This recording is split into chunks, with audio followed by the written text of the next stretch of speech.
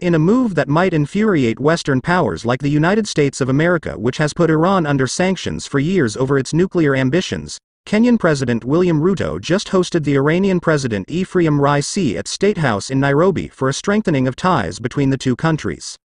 The Kenyan president, who has been lately criticizing the current world order that is led by the United States of America, happily received the Iranian president, and we are here to highlight the significance and consequences of their discussions and agreements and what might particularly infuriate America.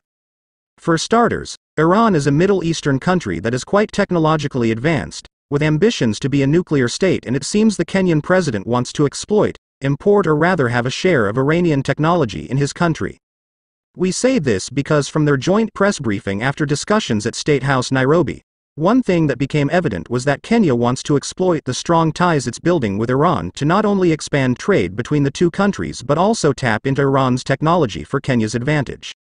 The Kenyan president explained that Kenya and Iran will strike a formula that will tap and use Iran's immense wealth in technology and innovation for its own development so that it may as well develop into a technologically advanced country.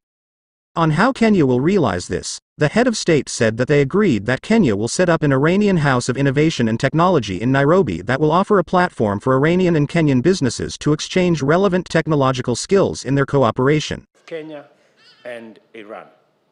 Today, President Raisi and I have witnessed the signing of 5 memoranda of understanding on cooperation in information, communication and technology, fisheries, animal health, and livestock products, and investment promotion.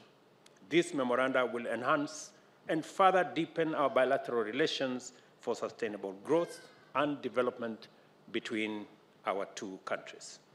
At the same time, I affirmed the government's steadfast commitment to fostering and protecting all investments in the country, both domestic and foreign, through the fair, consistent, and effective application of the rule of law.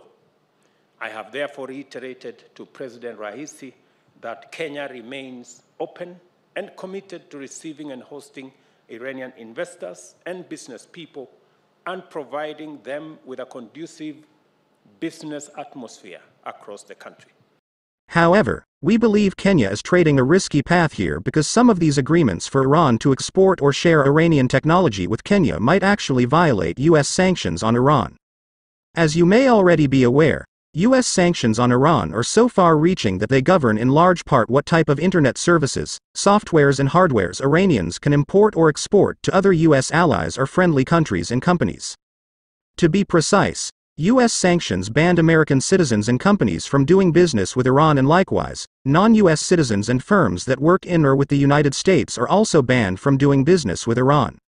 In compliance to the sanctions, American tech giants like Facebook, Twitter, Instagram and WhatsApp primarily blacklisted Iranian leaders from using them, though there has been some changes to the same lately to ease the restrictions and allow the companies offer their services to Iranians. However, the sanctions had earlier on forced Iran to develop its own internet called National Internet Network, which is an alternative to the global web, and Iranians have been using the same even though the US has been criticizing Iran over the same, saying that the Iranian government can easily censor and shut down that internet in situations like during mass protests. It's for this reason that many companies and countries around the world simply avoid working with Iranians rather than try to navigate around the sanctions while still complying to the regulations. Then, since lots of Kenyan companies do business with the United States, it's highly likely that the United States might be annoyed by this move by the Kenyan head of state that will see Kenyan companies freely exchange technologies with Iranians. The US might warn that those companies that will end up sharing technology with Iran will have to choose between Iran and the United States. Anyway, companies outside Iran have for years been left to interpret on their own what could be a violating of the sanctions or what might be exempted, and that's why we believe Kenyan companies will likely be excused. Do you support the Kenyan president's decision to seek closer ties with Iran at this time when the United States is aggressively seeking to strengthen its ties with Kenya? Let us know your thoughts on this in the comments below, and don't forget to subscribe before leaving.